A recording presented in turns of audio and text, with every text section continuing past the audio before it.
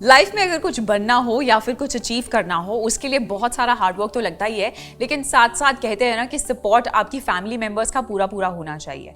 And nothing like it जहां पे आपका खुद का सिबलिंग ब्रदर ही आपका मोटिवेटिंग फैक्टर भी बन जाए।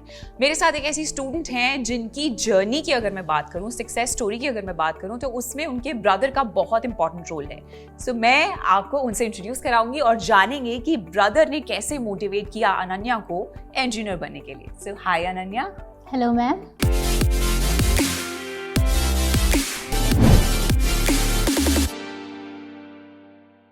सो Ananya, first of all congratulations, आपने बहुत अच्छा परफॉर्म किया। कैसी खुशी है and how everybody is feeling at home?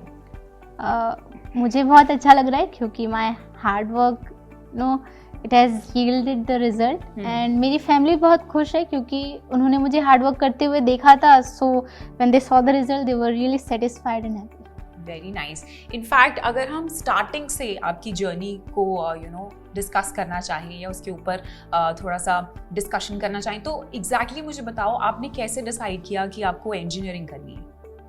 मुझे हैपनिंग लाइफ बहुत पसंद है, जैसी हमें आईआईटी के कैंपस में मिलती है। तो मैंने जब आईआईटी के फेस्ट के वीडियोस देखे थे यूट्यूब पे, then I were really attracted to that thing और बस then I decided that yes I have to go to IIT. Even अगर वो मेडिकल से मिलता आईआईटी तब भी मैं आईआईटी जाती।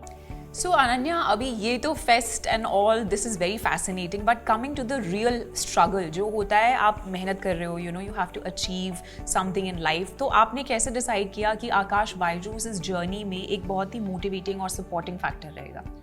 आकाश बायजूस का जो सेंटर था वो मेरे घर के पास था और मैंने सुना था कि यहाँ के टीचर्स बहुत ही ज़्यादा डेडिकेटेड होते हैं स्टूडेंट्स के टूवर्ड्स, तो इसीलिए मैंने आकाश बायजूस चूज़ किया था।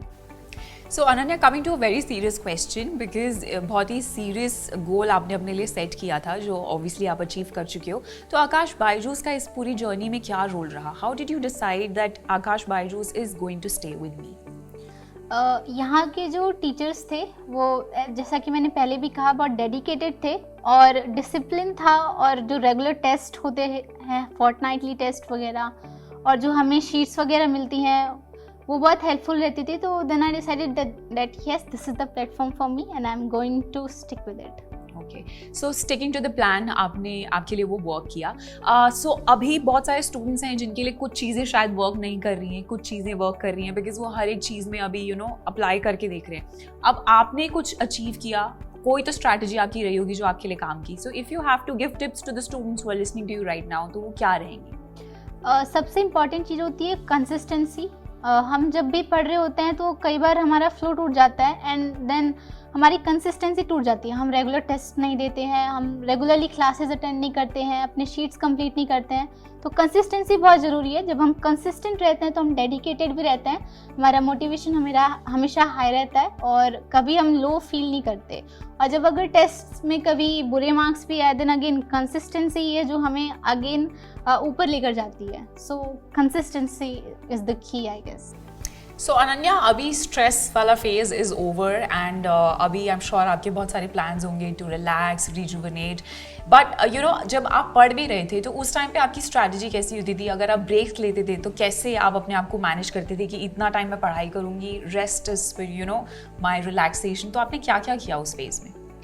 फर्स्ट ऑफ ऑल मैंने कोई टाइम टेबल नहीं बनाया था कि इतने आवर्स से इतने आवर तक पढ़ना है, देन मुझे रिलैक्स करना है।